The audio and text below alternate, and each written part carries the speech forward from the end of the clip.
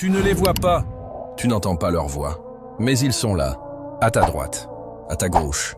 Et le Coran nous parle d'eux encore et encore. Aujourd'hui, on parle des anges dans le Coran. Et tu vas voir, leurs fonctions vont te bouleverser.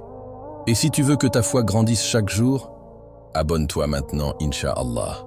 Le mot malaïka, les anges, revient plus de 80 fois dans le Coran. Ce ne sont pas des métaphores. Ce sont des êtres réels, créés de lumière, invisibles à nos yeux. Mais Allah, lui, nous a tout dit sur leur rôle. Jibril alayhi salam, c'est lui qui a transmis le Coran à notre prophète sallallahu alayhi wa sallam. Il est le lien entre Allah et ses messagers, le plus noble des anges. Mikaïl alayhi salam, chargé de la pluie et des moyens de subsistance. Il ne désobéit jamais.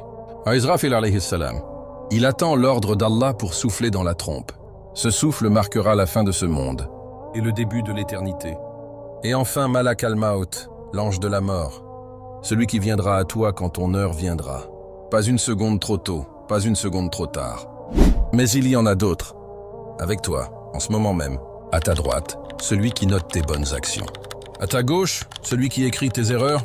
Allah dit dans Sourate Kaf, 50 versets 17-18, « Lorsque les deux anges recueillent les paroles, assis l'un à droite et l'autre à gauche, ils ne prononcent pas une parole sans avoir auprès de lui un observateur prêt à l'inscrire. Il note tout, même ton silence, même tes soupirs, même ton dhikr au fond de ton cœur. Et puis il y a ceux qui veillent sur toi, jour et nuit. Allah dit dans Sourate Ar-Ra'd, Sourate 13, verset 11, « Des anges se relaient devant lui et derrière lui pour le protéger par ordre d'Allah. Tu crois marcher seul? Tu ne l'as jamais été, pas une seule seconde. Il y a aussi ceux qui entourent les cercles de rappel d'Allah. Ceux qui écoutent ton Coran la nuit, ceux qui se battent contre les shayatines quand tu fais tes ablutions, et ceux qui, au moment de ta mort, te diront « Ne craignez rien et ne soyez pas affligés. Recevez la bonne nouvelle du paradis qui vous a été promis. » Sourate Fusila, 41 verset 30. Qu'Allah nous rende conscients de leur présence, qu'il purifie nos langues, nos cœurs et nos actes, pour qu'il n'ait rien de honteux à écrire.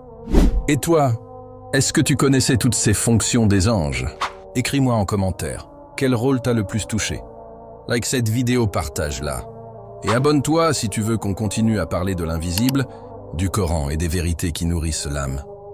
Parce que demain, Inch'Allah, on va parler d'un autre monde, celui des djinns, leur création, leur pouvoir, et ce que le Coran révèle à leur sujet. Qu'Allah vous protège. À demain, Inch'Allah.